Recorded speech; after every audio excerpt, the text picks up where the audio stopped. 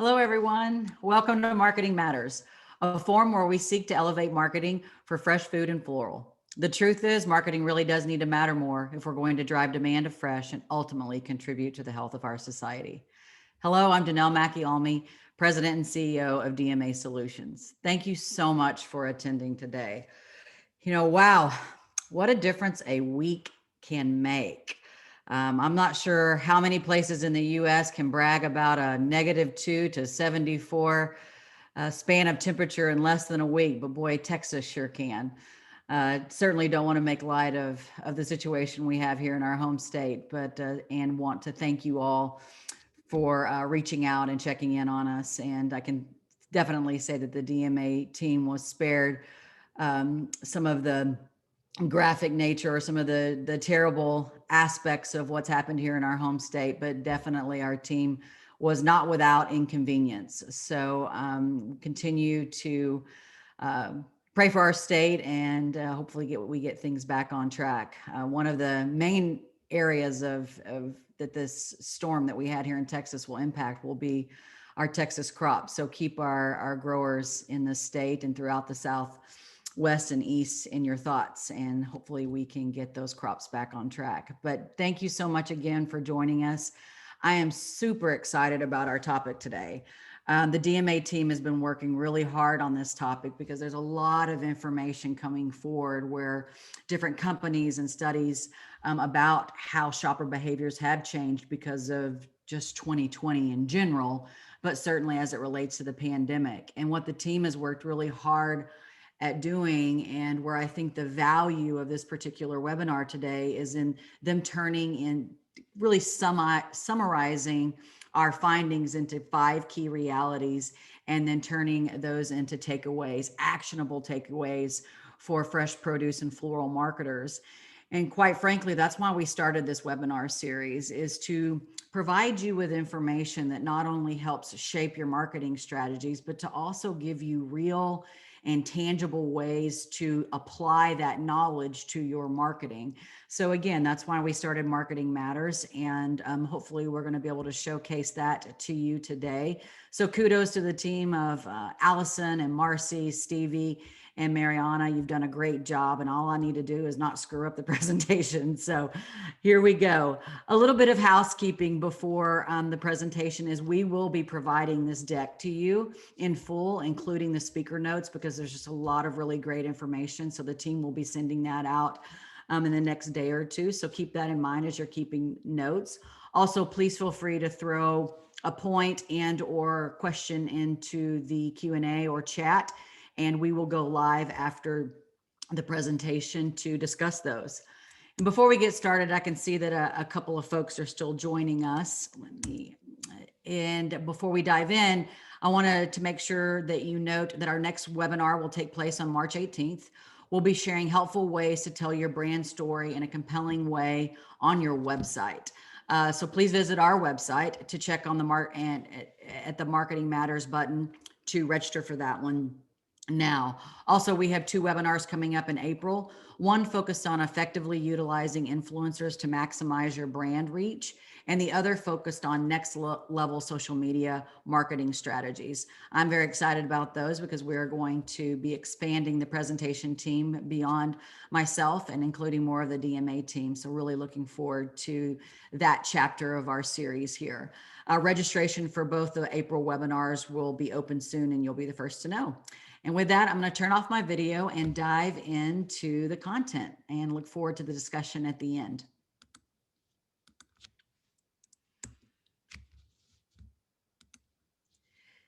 It's no secret that 2020 has upended shopper behavior. And as the world begins the slow pivot from managing the COVID crisis to recovery and the reopening of economies, it's clear that the period of lockdown will have profound impact on how we live and shop well beyond the crisis period. Armed with that knowledge, today we'll be looking at 5 key realities that we can respond to with action in order to help our brands connect with shoppers. Forbes sums up the opportunity this way: marketers should see the pandemic as a time to try new things. This may sound counterintuitive, but business leaders know boldness is rewarded. Now is the time to find ways to stand out and drive revenue. For many brands, this means adopting new messaging and testing new distribution tactics. So again, we think Forbes has really summed up and opened the door to the potential. And with that, let's launch our first poll question. What are some of the key marketing challenges you faced in light of the COVID crisis?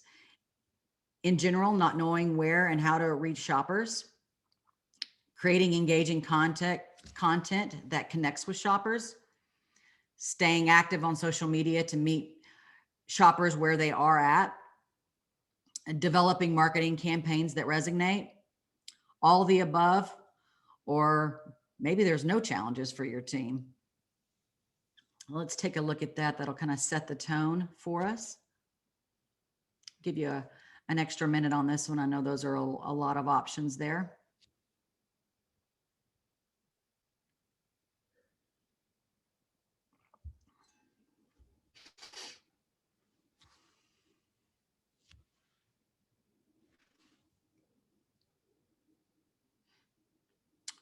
All right, let's wrap up the poll. Okay, so the majority of you are finding challenges during this past year with creating engaging content that will connect with shoppers. We can certainly empathize with that, and staying active on social media to meet shoppers where they are. So that is no surprise to us. And a few of you out there, at least 20% of you are saying all the above, and we can certainly concur there. And I think we can, with what we're presenting today, to help eliminate some of those challenges for you with some fabulous ideas on how to move forward in 2021.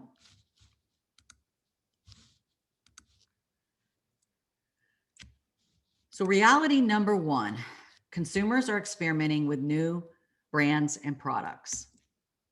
Stuck at home with limited access to their typical avenues for entertainment, shoppers are spending less on non-essential products and more on essential products such as groceries. So what does this exactly mean for marketers? 44% of respondents in a recent McKinsey survey said they're looking for new products and brands to spice up the everyday. And 73% of consumers say that they intend to continue to incorporate these new brands and products into their routine. And where are they turning to find these new brands and products? 38% say they are often discovering new brands through social media sites. With nearly half of shoppers seeking out new products and brands, now is the time to clearly and effectively communicate your brand value and product solutions with consumers. That may require new photography and recipes to keep your content fresh and inviting. It may also mean launching a blog or building out a consistent social media calendar and/or investing in advertising dollars. And we certainly highly recommend adding a store locator to your website if you don't already have one. We're seeing consistent success with our efforts to direct ad traffic to store locators so that shoppers can find the products that we are promoting. So there's some key, a key takeaway and certainly some tangible how-tos in applying to meet the reality of the consumers are looking for new products and brands to solve their at-home dilemmas. Reality number two, more shoppers are making purpose-driven buying decisions. Well, first, let's define the purpose-driven shopper. These are shoppers who select products based on how well the brand aligns with their personal values and how well the brand provides transparency. Brands who are willing to walk the talk are drawing these shoppers towards shifting their behavior and even getting them to pay a little more. So, how far do values and authenticity go for these shoppers? According to IBM's report, 57% of respondents are willing to change their purchasing habits to help reduce negative environmental impact, and 71% indicate they are willing to pay a premium for brands that provide transparency about where their products are grown. This is certainly great news for many floral and fresh produce brands, as these are two areas of brand messaging to easily leverage in content. Another type of purpose-driven messaging is with philanthropic tie-ins. Here's an example, the LGS pink packaging campaign you see here. LGS Sales has been a proud supporter of Susan G. Komen's Race for the Cure for several years, and in 2021 took that a step further with special pink packaging integration that put their purpose right on the store shelf. This campaign led to a 20% increase in sales and more than over 600,000 special edition bags sold. It worked well not only due to the attractive new packaging, but also due to LGS clear presentation of purpose and brand values. And thanks to LGS for allowing us to share that success story. Another example is a partnership with Natural Delights that Natural Delights initiated with HEB to support the local community with a percent of every purchase going to Brighter Bites, one of the beloved philanthropies in our space. These are both great examples of how to earn the attention of purpose-driven shoppers and are likely very approachable ways for you and your teams to consider if you haven't already. So again, thanks to Natural Delights and LGS Cells for allowing us to share that.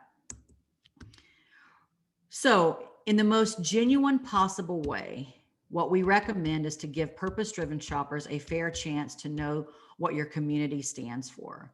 Communication is key. We understand that it can sometimes feel uncomfortable to mingle marketing with philanthropic initiatives, and we get that. But the reality is that shoppers want to know that companies care about more than their bottom line. And that means we have to communicate the ways we support our communities and those who support the most. So again, we have to lean into elevating our philanthropy and sharing it, because this is what shoppers not only expect, but it's certainly what they're looking for. And they're using their dollars to make decisions to support brands that are moving forward in this way. So again, tangible ways for us to elevate what we're already most likely doing. Reality number 3, shoppers need meal inspiration. Changes in household income, concern for COVID exposure, and restaurant closures have all led to more meals being cooked and consumed at home. The reality? Shoppers are cooking on average 9 meals per week, and cooking fatigue is real. And over half of those surveys say that many of them have cooked the same meal an average of 28 times. Well, 40% of the consumer surveyed say their biggest challenge is meal planning. And it sounds like it. If we're cooking the same meal 28 times, it's no doubt that fatigue is setting in. And this is a huge life shift for equally huge portion of the population that could not align more perfectly with the job of fresh produce marketers. So this is, I think if you followed us for a while on the webinars or followed, some of the articles that we've written during the 2020 year, we've made no bones about it that fresh produce is in the spotlight as well as floral. And this is just another indication of how we can step in and be present and be a solution for people who are suffering from something simple as meal fatigue. And so let's take a look at where we know a lot of home cooks are turning for help, and that would be Pinterest.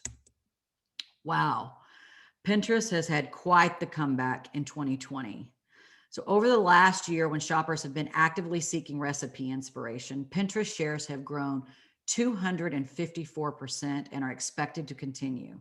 It far outperformed an analyst predictions, as you can see here. I'll give you a quick second to read these stats.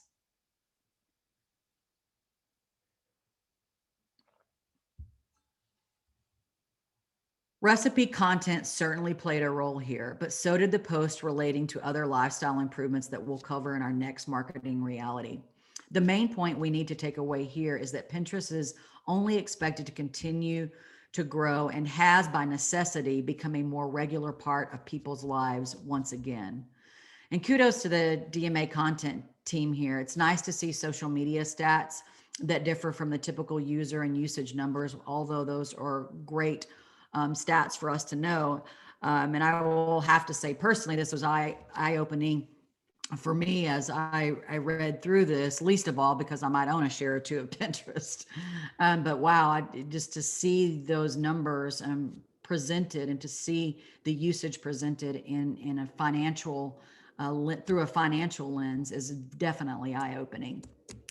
So, and many of our clients who deployed a Pinterest strategy in 2020 found it to be the highest driver of web traffic by far of the social media platforms. In fact, one of our clients saw 25% of their web traffic come from Pinterest alone. I mean, that's significant, and that's not a jump that we've seen from one platform that usually performed anywhere from 3 to 4 if you're thinking of the big social media platforms. So that was a significant result that we saw in 2020. So when you're fortunate enough to have the hard facts to base your marketing decisions, let's definitely not ignore them. Actively invest in a Pinterest strategy that positions your brand where we know shoppers are spending time. This means consistently creating new recipes, leveraging boosted posts, repinning frequently, and creating eye-catching templates so that your content stands out and drives web traffic. Pinterest is one of the most organic ways to get higher brand impressions because of the way it loops content in search results, unlike Instagram and Facebook. Plus, Pinterest has an easy link out system when users want the full recipe or story. So again, we see huge potential in Pinterest already, and we see that continuing certainly into this new year. So reality number 4, shoppers are focused on life beyond the table. So while what to cook for dinner is a more frequent question these days, it's no secret that people have many other challenges to navigate throughout their day. If you're only speaking to the 2 to 3 hours a day where people are cooking and eating food, you're missing out on being relevant in so many other aspects of their life.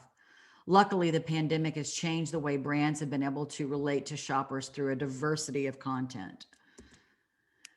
2020 saw a huge increase in searches for stress relief through reestablishing routines, exercising in new environments, finding ways to wind down at night, and figuring out what to do with stir crazy kids.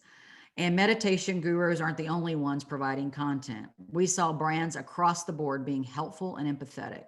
A great example is to consider the IKEA campaign that launched at the start of the pandemic around reconnecting with your home and inspiring shoppers to cherish their space rather than feeling trapped in it. It wasn't directly connected to selling any of their products necessarily, but rather a display of tuning into public sentiment and aligning with current needs. Produce and floral naturally align with health and wellness conversations, yet there are so many aspects of health and wellness beyond simply the food we eat and flowers we see. California Giant leaned into this opportunity in 2020 with a series of daily checklists as an example to inspire shoppers to maintain structure and routine despite the changes around them. And not only did they speak to their core audiences of moms, but they also were able to take this content and further expand their audience by reaching college students, for example. So they spoke to different age groups or demographics, if you will, and spoke to them in different ways to really be empathetic and relatable. The key here is to provide your audience with helpful, inspiring content beyond just food and recipes to recognize other areas of health and wellness that are important to your shoppers. This is a passive content strategy that builds trust and recognition. If you need an authority on a certain topic like workouts or gardening, this is the perfect opportunity to leverage influencer partnerships. Reality number 5. Home care is the new self-care. This marketing reality in particular is catered more towards our floral audience, though the sentiment applies to both fresh produce and floral. With a renewed focus on wellness in 2020, nature as a whole has become center stage. Floral marketers joining us today, this is especially important for you as you think through developing strategic marketing campaigns that align with Gen Z and millennials. Over the past year, there has been over 100% spike in searches for garden rooms on social media, specifically Pinterest. Plus, we've seen that shoppers are looking to create a peaceful and stress-free environment by bringing nature indoors. In a study by YPulse, we learned that 82% of people say home is a place to relax, while 69% say home should be welcoming, and another 68% say home should be calming. What this insight has shown us is the strong alignment between self-care and incorporating natural outdoor elements into our homes. This provides a fantastic opportunities for the floral industry to recognize how consumers want to nurture themselves with nature and what it means for how you are positioning your content online and in stores.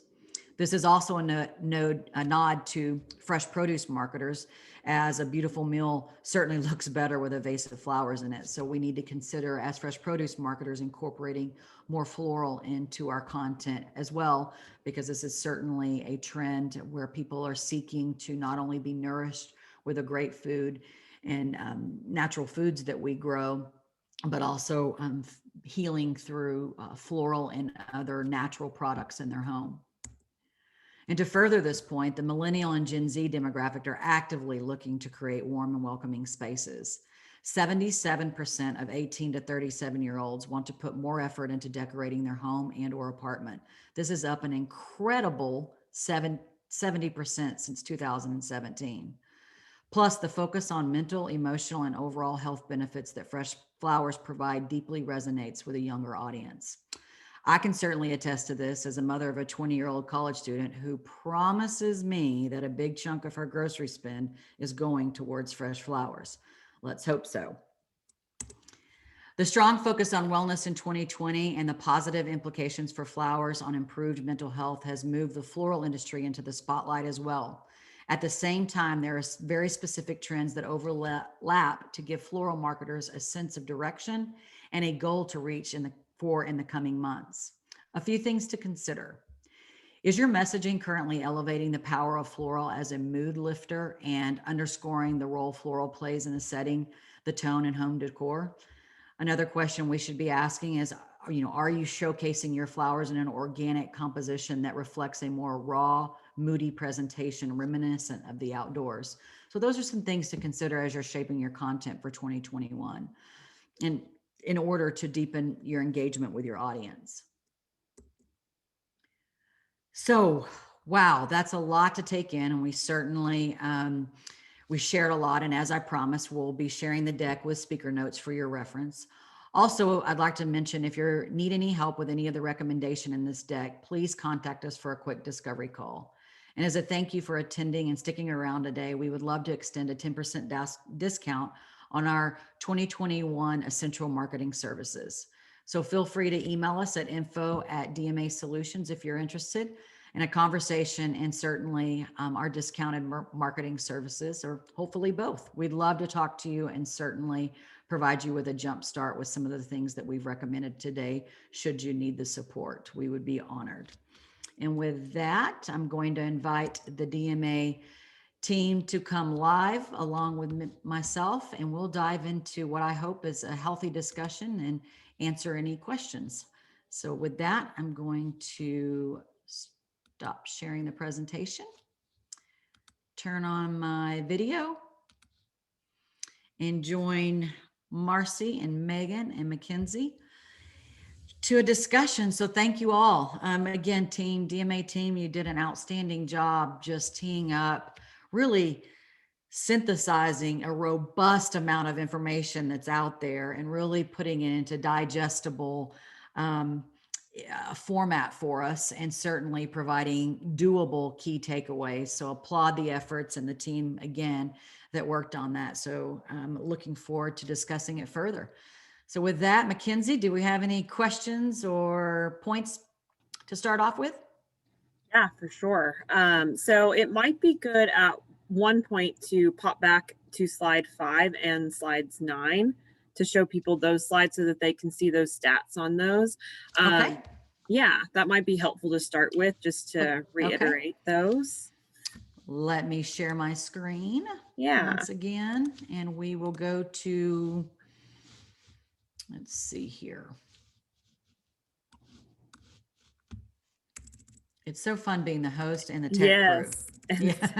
And one thing for everyone to keep in mind is we'll send out a recording of this, and also the deck after this will be available so that you can spend some time with these slides if you didn't get a chance to see them clearly during the presentation. So this is that first one that we went over, just so people can see the stats that are on there. Yeah. Was that not visible, or are we just revisiting? Yeah, there was a little bit of a lag, I think. So we're just revisiting that, but this actually goes into one of our questions that we received about this first stat. How do I differentiate my products and make them feel new if they aren't actually new products is a good question that we got. Yeah. Anyone want to tackle that?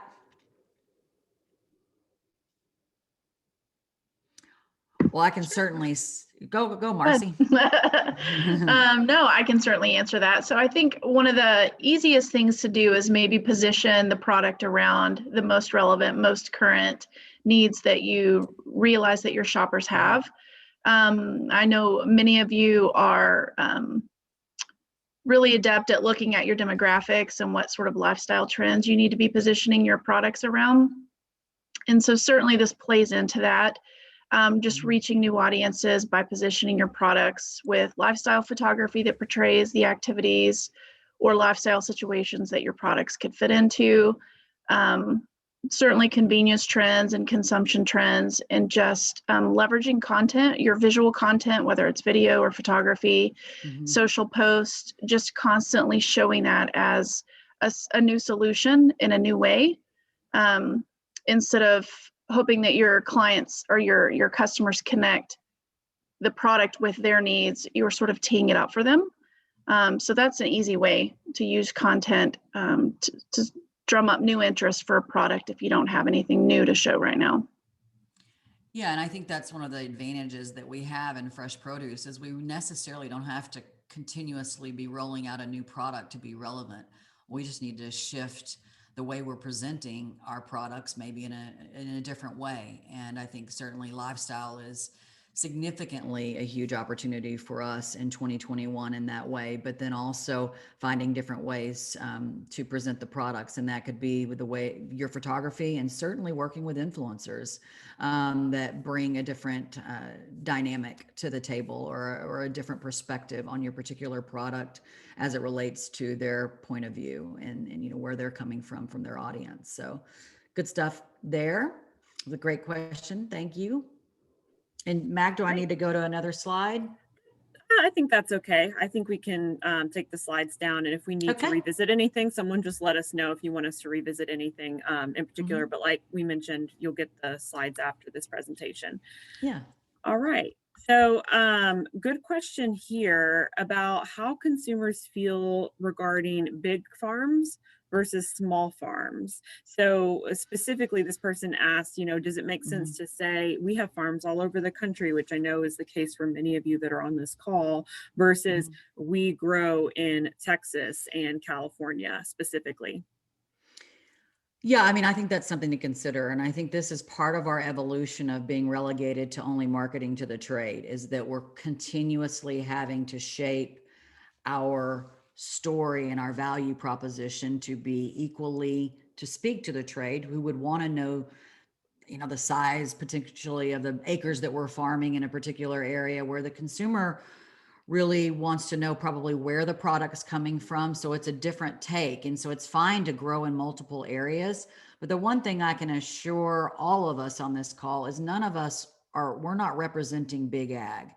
But because consumers can sometimes not understand the difference between big agriculture, so corn grown for fuel, you fill in the blanks, and food grown for consumption, those are two very different things. So I think we need to lean into the fact that we may grow onions on a year-round basis, but really highlight those regional areas. Is it the number of acres that you grow that is really going to speak to the consumer? Probably not. Now, does that matter to a retail buyer? Of course, that speaks to the fact that you're going to have volume to satisfy their sales needs. But a relative consumer, they care about how we're growing it. They're caring about where it's being grown, to state that again, and really the effort that's being put into the process. And I think those are the messages that we're starting to see really, and have been for a while, but really starting to resonate with people. And while people were captured to their computer monitors and, during the last year, we really see that, effective storytelling is really about elevating those simple messages. And that's why I think it was reality too. I mean, let's just lean into what we're already doing a lot of, and not be afraid to elevate the simplistic stories that exist. We tend to go for the more, I would say, competitive posturing that's necessary when speaking to a retailer or food service buyer. So that's my take on that particular question. That's a great question. Yep, agreed with all that you said, Dee. I mean, Mhm. I think for the consumer, I think it's worth elevating the specific where. Mhm. I know, especially like, as a Texan, I can say that we care a lot about, seeing that Go Texan Mhm. logo maybe on a product, or knowing that it's grown here locally. I know that the local Yep. movement, by whatever definition you want to use for it, it comes by lots of different definitions, but Mhm. that's becoming more and more prevalent and popular. And so I think when you're communicating with the end shopper, letting them know where the product was grown is certainly something I would Yep. consider including in your messaging. Whereas with the retailer, like Dee said, not necessarily the same message there. So yeah, Yep. good question. All right. So we've got a question here about what to put on pack. And so I like this question here in terms of messaging that'll resonate with consumers now. And they brought up that QR codes seem like they're an opportunity now on pack, Mhm. more so than they were prior to the pandemic. And so they just want to know our thoughts on that. So, I mean, I can just chime in and say that the Mhm. QR code is making a huge comeback. Huge. Huge. So I think people are becoming much more comfortable with using these on a day-to-day basis, and they know how to use them. And now that every phone has the built-in capability, you just Yep. pull up your camera, scan it, and it pops right up. I think people are becoming more and more comfortable with seeing Mhm. these and using these on a regular basis. So at least for now, I think the QR Mhm. code is not going anywhere yet. I mean, I know it kind of made its grand entrance and then fizzled out really quickly before. But with restaurants adopting QR codes across the Yep. board now to bring up menus, I feel like that's going to stick around for a minute. So certainly something to consider to Mhm. bring people to a specific page if you include it on pack, and help get more people engaging with you online. Yeah, I mean, the pandemic certainly shifted that consumer behavior, and I think you touched on the just two key things that happened at the same time. Is that the phone technology made it a lot easier. We didn't have to download an app, and so that really was, to me, the real barrier, and probably a little bit too on the content side of it. We weren't being, we weren't providing value on the other side of the QR code to really capture people's interest and from a widespread standpoint. So there was that. But then when we were forced to use QR codes, and with the technology meeting, coming forward at the same time, that's where the real potential is. And a third element that I just thought of is that QR codes are a lot smarter now, and they provide a lot more intel than they did probably, 5 years ago, when they, as Max said, when they made their grand entrance or whenever that was.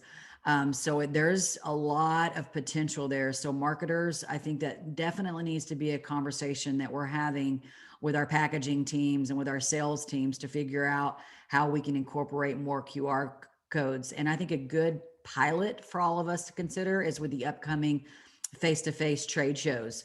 I think that will be an interesting way to not only have your materials and your information potentially there, but to also have it touchless, and just to be able to track to see how many buyers you could actually get to scan your information. So, and QR codes don't only work on packaging, or so they work beyond packaging. Is the point, is for us to really exercise the muscle there and to see where how far we can take that, the really the opportunity. So Yeah, with QR codes becoming what they are, consider using mhm. them for trade shows, especially as we're doing these Yep. hybrid type events. Mm-hmm. You could hand out a material at an in-person event that's got a QR code on it, and people could feel Mm-hmm. comfortable easily taking that from you and scanning that QR code to go view more information, or maybe go to the virtual portal that you've created, whatever that looks like. I think we'll be seeing those go beyond just I'm putting them on pack. Right. Great ideas. Yeah. Yeah. All right. Good Here's a stuff. question. Yeah, lots of good questions coming in.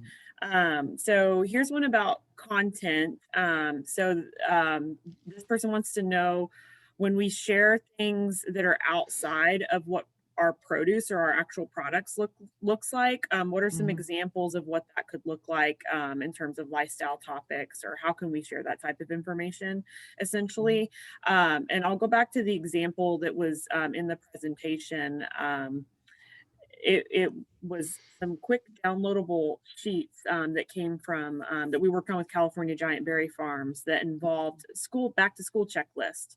So we did it for different age groups, and we gave people a quick and easy checklist to say, like, here's, things that you need to work on throughout your day or keep in mind while you're virtual learning. So we really Mhm. tapped into the current environment and what people were going through and empathized with them and created something to help people Yep. make the most out of their day while they're online and probably on Zoom all day. And Yeah. so that included things like, make sure to eat a breakfast at this time, maybe take a quick break after a couple of hours, stand up and stretch, reminding Mhm. people to do things like that as they're in this new virtual learning environment. And so that's Mhm. just one example of how Mhm. you can provide that type of content that's not solely focused on the products that you grow. And I know we have many, many more examples. I don't know, Marcy and Yeah. Megan, if you want to share some examples you've worked on recently. Yeah, we've actually done a couple of other unique. Really, what happens is we tend to align these sort of efforts with promotions and the seasonality of those promotions. So, a couple of examples that are coming to mind in years past is a client who was doing a springtime promotion and just sort of extending that healthy eating well past, the months following the new year into the spring, and sort of overlaying a spring cleaning theme with that, sort of like cleaning out your body and using recipes to help be healthy and that sort of thing, but then also things to help spring clean the house. And what does that look like if you're trying to hit reset in the spring on a number of things, beyond just your health and wellness and the food that you're eating, but your whole environment around you, and just creating mental health in that way. Another example I can think of is a summertime promotion. And when we're giving away, let's say it's a sweepstakes, it's around summer vacationing or something along those lines. Yeah. We've done supplemental content that is checklists for packing, things that will help keep the kids busy, summertime activities when you're having a staycation to help just invigorate and inspire. So really what we try to do is just think about what are people dealing with at that time of year. If the theme of that promotion caught their attention, then they're probably like-minded in other ways as well. And so how can we speak to that as a brand who's just trying to be present and helpful, and create content in that regard? So that plays out in downloads, ebooks, checklists, social content, pinnable content that takes you back to the page where all of that stuff lives. So that's kind of how we think about it, just sort of holistically and thematically, depending on what a promotion is about. So hopefully that's helpful.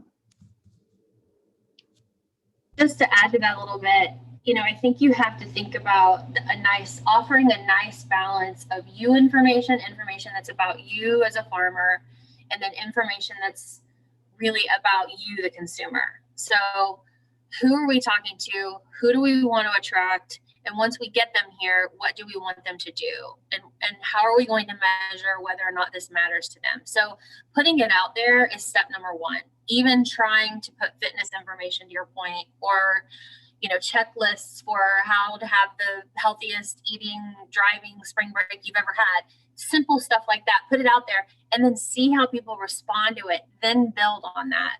So it's really more about them. It's, to Marcy's point, putting yourself in the position of serving them at a time when they need to be served with information that's helpful, and then seeing what they gravitate towards more or less, more often than not, and giving them more of that and building that into your annual marketing plan so that it's sustainable for you and generating results for you on an ongoing basis. It is a fundamental, it's a very good question, because it's something that people miss. A lot of times in our industry, people want to talk about the business, and we have to ask ourselves, do consumers, do they really get that? Do they really understand that? What they do understand is what they're going through. So then the question becomes, do you understand them? Does this brand understand me? Do you hear me? Do you see me? And so by you even putting that information out there, you're answering that question. Mhm. Yeah, you couldn't have said it any better. And I mean, that's really why we came to the conclusion to have this particular subject, is because we know we need to be looking at behaviors. Trends is one thing. We certainly need to be looking at trends and what people are interested in, but we really need to be starting a lot of our marketing strategies with what are behaviors looking like. And certainly they've changed because of 2020. And that just really, in really taking a deep look at it, it really has presented a lot of opportunities for us. And so if we start with the behaviors and then align with that, our content and our activities and our promotions, it's going to speak to the shopper, and they'll see themselves in your story and see themselves using your products and relating to your stories. And so it all ties together. But Megan, you did and Marcy gave great examples there. So Marcy, you were going to say something? Yeah, I was going to say something to keep in mind if it feels a little bit like a disconnect to have one-off pieces like that. Frequently, if we do promotion ebooks, that let's say it's summertime snack hacks, and so that ebook has multiple pages in it, and we intersperse this content in those pages, so it's a more holistic ebook with a much better title than I just gave, but it gets mixed in and packaged nicely, so that it's a resource in more than one way than just how to consume the product. Yeah, I'll give you guys an example, a recent example of really nailing this concept. We work with a citrus importer, and they did something over the fall where they showcased content where you were using the product as a part of tablescapes and setting up nice centerpieces for the holiday. Yeah. Around Thanksgiving and Christmas time, and the color of the fruit just looked really nice and complemented the floral that they added on with that. So that's a great tip too for our floral participants on this call, and marrying produce and floral in a really great way. And that content performed extremely well on social media. People really gravitated towards that because it was nailing the "I want my home to look nice" trend. Nice. And I'm doing it with fresh food that I can use later, because then I can go and eat it later after I'm done with my nice little centerpiece. And it's incorporating floral as well. So marrying all of those together is also a good way to meet consumers where they are. Yeah. Great. 2020 is one of those years you can kind of think of the saying all the feels, and we were forced to feel a lot of different things. And I think that has opened a lot of doors for fresh produce and floral, to not only with their, with the marketing for their products in general, but the opportunity to collaborate or to utilize both as they speak to shoppers, I think is a real key. And we'll continue to explore that, certainly with the brands we work with, but certainly in the way that we elevate suggestions to all of you. So through the core and certainly here. So. Yeah. All right. So piggybacking a little bit on that topic, we have a question about whether or not consumers care what growers do outside of their job of growing. And if so, what do you think they care about seeing? So, yeah, I think I'm going to say probably the same thing you're about to say, Dee. Like outside of their job of growing is in, I think you're referring to, do they care about seeing, like what we just talked about, lifestyle uses for the product? And the answer is absolutely yes. I hope we just answered that question through this discussion. Or maybe it's, do they care a little bit about seeing more about you personally, or seeing more of your personal stories? And I think the answer to that can certainly be yes as well. If you find a good way of sharing a little bit about the people behind the produce, the people behind the brand, I think that's a really good approach to consider in your storytelling, if you do it in the right way. And I think consumers will certainly be attracted to seeing what's under the hood, if you will, and learning more about, the actual hands that harvested the produce, and what your family is doing. If you're a family-owned business, telling them more about, meet these people in my family. Here's, some of our traditions involve doing this, and this on a holiday. And, this is what we like to do. Share some of your traditions with us. So I think having those types of dialogues is certainly worthwhile. I don't know if anyone wants to add to that. Oh yeah, Yeah. I think that's absolutely spot on. And then philanthropy, what you're doing for the community. I mean, people care about people being employed. You know, that's I mean, if you think about yourself and what you like to see in products that you personally buy, I think that kind of gives us the guardrails of what we should be doing in fresh produce marketing is by what we like to see ourselves. And so I think it goes back to the people, as Max stated. It goes back to what you're doing for the community and the things that you're doing as a business to make things better outside of just your products. And so I think all of that is we have an audience, especially with Gen Z, millennials certainly, but Gen Z is really going to lean into full transparency. And it's not transparency of here's all of our ethical practices. It's like be real. Like tell me about the people and tell me more about what you're doing. And so that I can really get behind that. They're a very inclusive generation, this new generation of shoppers that we have. They feel, I don't know how to explain it. Just as a mother of a 20-year-old, they like to take stake in the products that they're buying.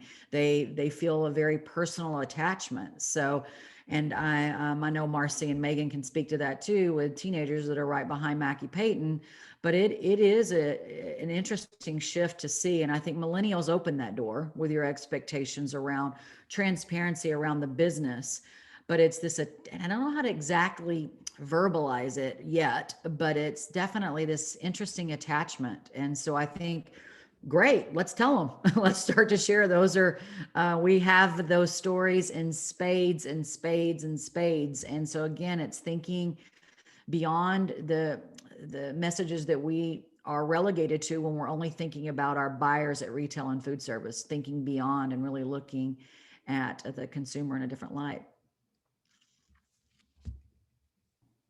Great. All right. See, All so right. we still have things being teed up here. Meg? Yes. Okay. Here's a good question. Are thoughts on bringing social accountability and sustainability into the story? I mean, yeah, I think I touched on that somewhat. I mean, do y'all want to take a different angle on that?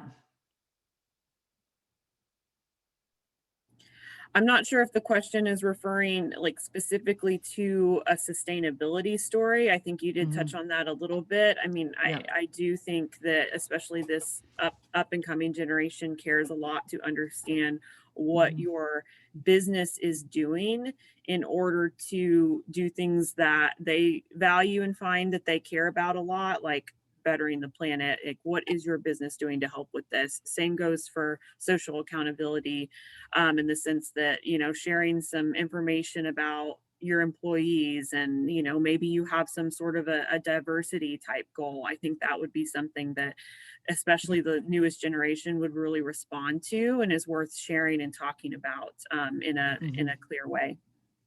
Yeah, our good friend Nikki over at Measure to Improve.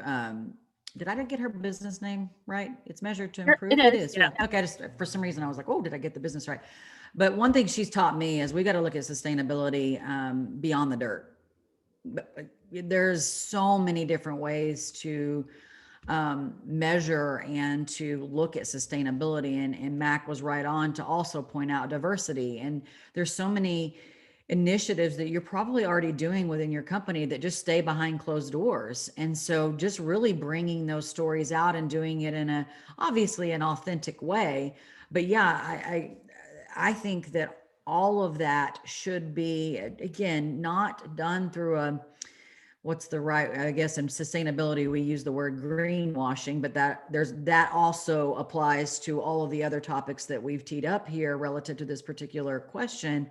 Is we've got to be real about it. We can't you can't profess to be doing something and just be partially have a foot in the water. So marketers, what that requires of us is to really kind of turn things back to the decision makers at our company and the people, we've got to be able to, walk the walk and talk the talk. I mean, we got to be able to back up what we're doing. And so it needs to not only be authentic, but it needs to be factual.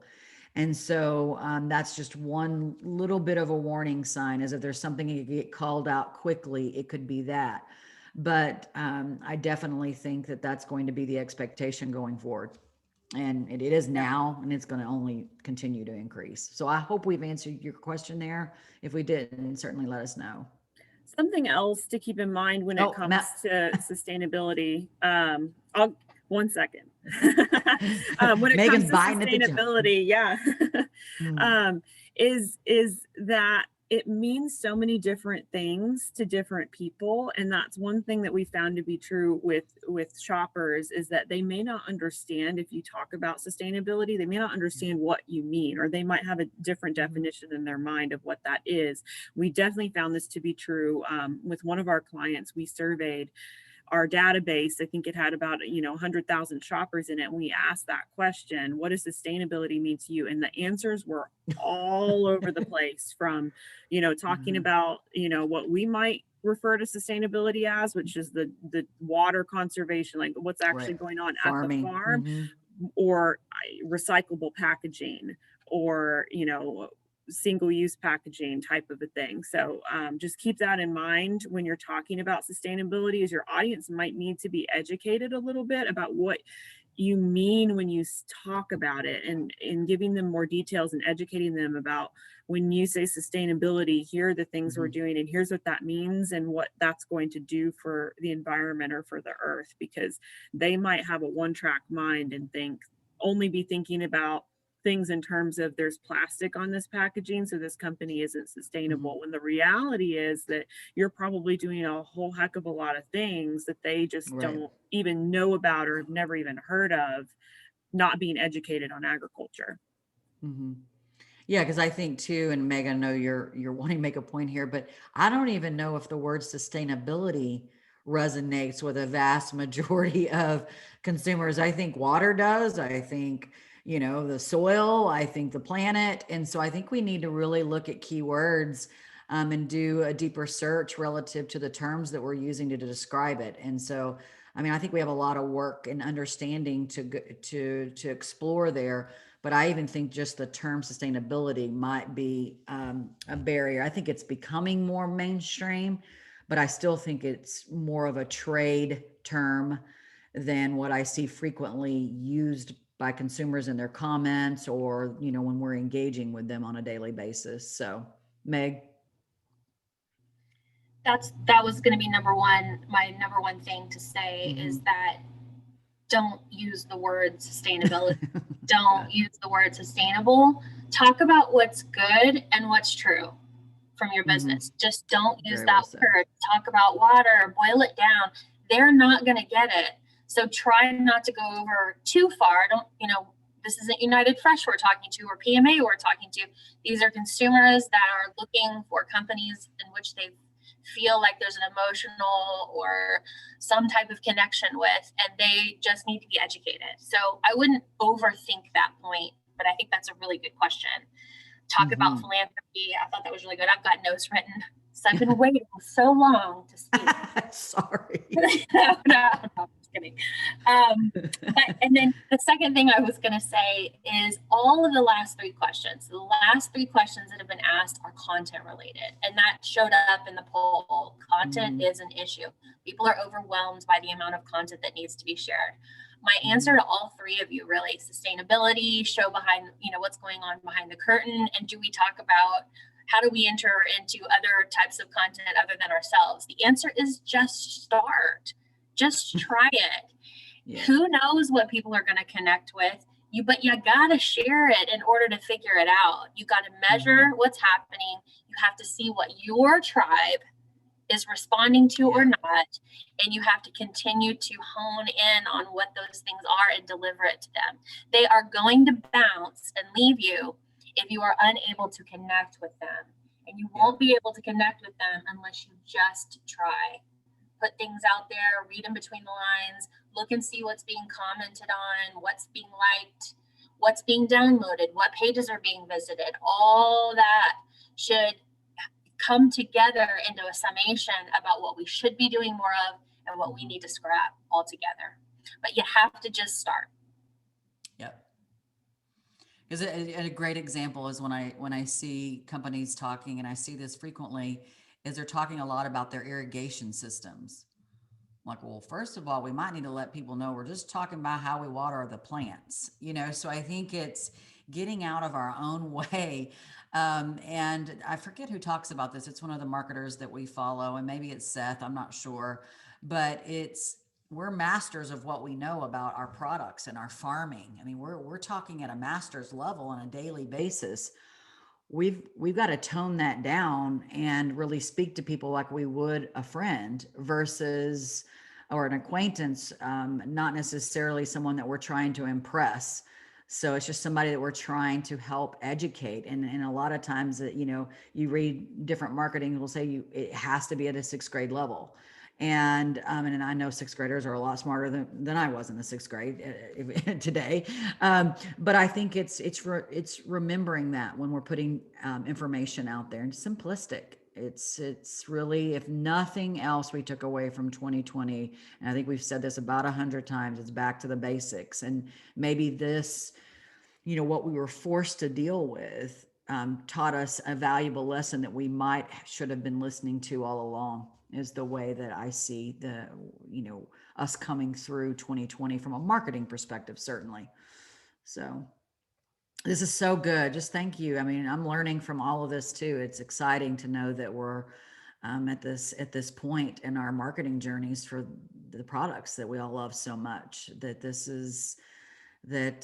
light's shining, and we really have a potential to make a huge difference. And I do believe that the trends that have pointed themselves towards us, the good news is I don't know that they're trends as much as they are true lasting realities. And that's another hopeful signal for all of us. So we just got to lean into it. Now's the time.